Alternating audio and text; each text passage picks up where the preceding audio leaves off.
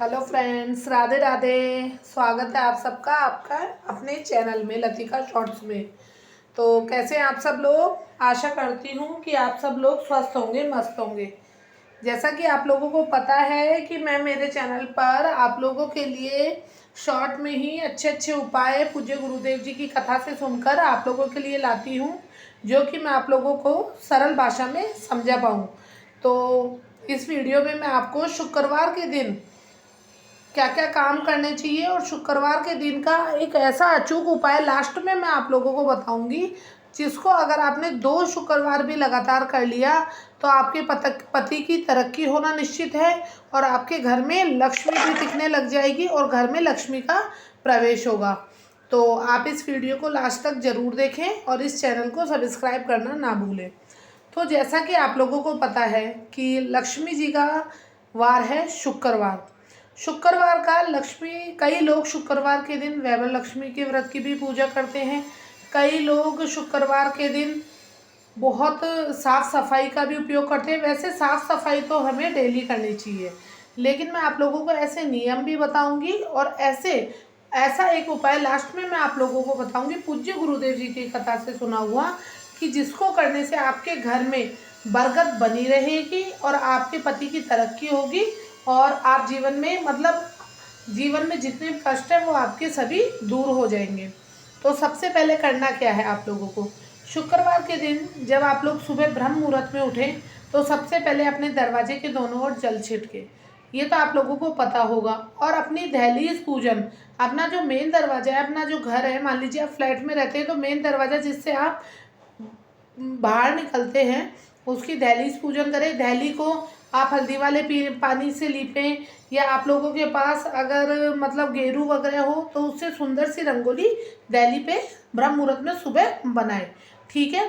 और आपके दरवाजे को हमेशा सजा हुआ संवरा हुआ रखें, क्योंकि दरवाजे से ही लक्ष्मी जी का प्रवेश हमारे घर के अंदर होता है। और हर शुक्रवार पे आप एक नियम जरूर बनाएं। अगर आपके घर में लक्ष्मी जी की मूर्ति है तो लक्ष्मी जी की मूर्ति की सेवा पूजा करें।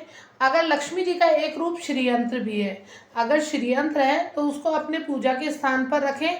उसको आप शुद्ध जल से स्नान कराएं प्रत्येक शुक्रवार को, और इत्र लगाएं और लाल रंग का जो रोली का टीका है वह श्रीयंत्र पे लगाएं। ऐसा करने से भी घर में लक्ष्मी जी की वृद्धि होती है, घर में हमारे लक्ष्मी का वास होता है। तो मैंने 2 तरीके आपको बता दिए हैं, एक ब्रह्म मुहूर्त का और एक श्रीयंत्र का।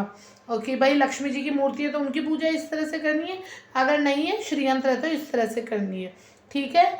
और आप लोग एक नियम बना लें कि हम लोग बेडशीट वगैरह तो धोते हैं ही, आप लोग हर शुक्रवार को अपनी बेडशीट जो है वो चेंज कीजिए। अपनी जो घर की चादर है, जिस बेड पे आप सोते हैं, उसको आप ज़रूर चेंज कीजिए और नई चादर, अपने घर को जैसे आप लोग दिवाली पे सजाते हैं वैसे अपनी नई चादर बिछा के और शुक्रवार को अच्छे से बेडरूम आपका हॉल हो उसमें भी नई चादर बिछाएं, सोफे कवर चेंज करें। ऐसा करने से घर में पॉजिटिविटी आती है और हमारे से लक्ष्मी मैया प्रसन्न होती है।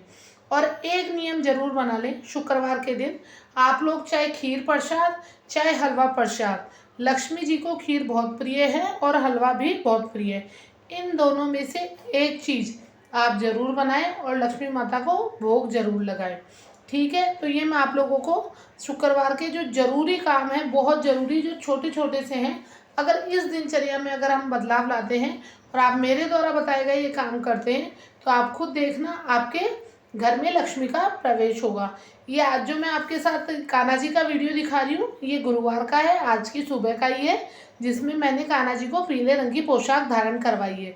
शुक्रवार के दिन आप लोगों को अपने पैर में आलता जरूर लगाना चाहिए, अगर आप लोग आलता लगाते हैं, और अपने हाथों में भी नेल पॉलिश मेहंदी लगा के आप लोगों को सजा संवरा रहना चाहिए।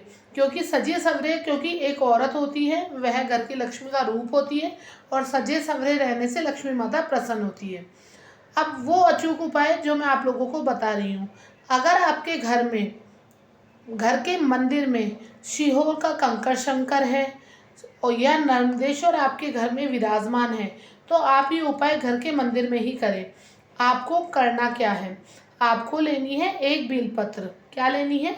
आपको लेनी है एक बेलपत्र, एक छोटी कटोरी और एक शहद, ठीक है, बेलपत्र छोटी कटोरी और शहद।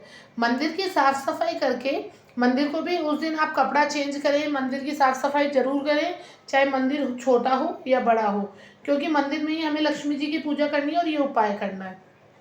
तो घर के मंदिर में अगर आपके जैसे मेरे सियोर के कंकड़ शक्कर भी हैं, श्री यंत्र भी हैं, देखिए आपको मैं दिखा रही हूँ वीडियो में, और नंदेश्वर भी मेरे पास विराजमान है।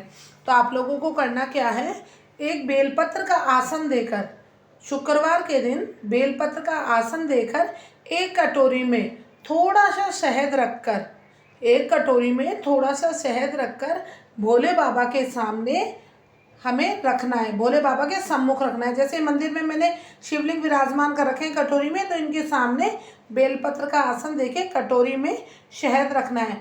आप ऐसा 1 से 2 शुक्रवार आप ऐसा कर देखना, आपके पति की तरक्की होगी और आपके घर में लक्ष्मी वृद्धि होगी और लक्ष्मी का आपके घर में आगमन होगा। मान लीजिए आप बहुत पैसा कमाते हैं पर पैसा टिकता नहीं है, लेकिन इस उपाय को करने से पैसा भी टिकेगा। ये पूज्य गुरुदेव जी द्वारा बताया हुआ उपाय है। याद रखें, मंदिर बिल्कुल साफ सुथरा होना चाहिए और जो शहद आप लोग ले रहे हैं वह आप लोगों को किसी से मांग के नहीं लेना है, क्योंकि आप लोगों को पता है कि महादेव जी की कथा में हमें पता चलता है, शिव महापुराण में, कि हमें जो भी चीज़ लेनी है वो खुद की यूज़ करनी है, खुद की काम में लेनी है। किसी दूसरे से, मान लीजिए पड़ोसी से आज शहद नहीं आप दे दो तो उसका पूरा पुण्य फल उस पड़ोसी को मिलेगा। तो शहद भी आपका होना चाहिए, कटोरी भी आपकी होनी चाहिए और मंदिर भी आपका होना चाहिए। ठीक है, तो मंदिर में अगर आपके पास भोले बाबा है, नंदेश्वर है, शियोर का कंकड़ शंकर है, और कुछ नहीं अगर शियोर का रुद्राक्ष भी है, तो आप ये बेलपत्र का आसन देके कटोरी और शहद वाला उपाय कल जरूर करें।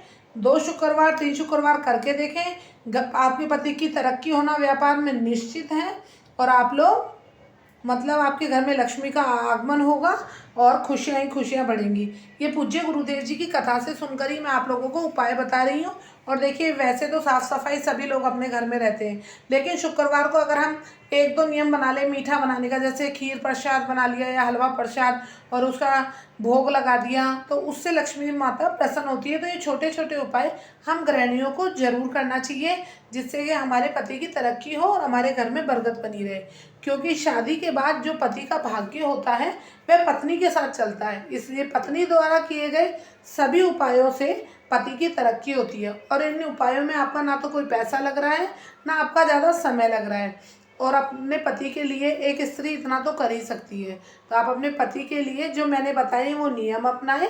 और ये जो शहद, एक कटोरी में थोड़े से शहद का जो मैंने आपको शिव महापुराण का उपाय बताया है, पूज्य गुरुदेव जी की कथा से सुनकर ये उपाय आप जरूर करें। तो अब लास्ट में मैं वीडियो ख़त्म करती हूँ। जय श्री राधे, राधे राधे, श्री शिवाय नमस्तुभ्यं।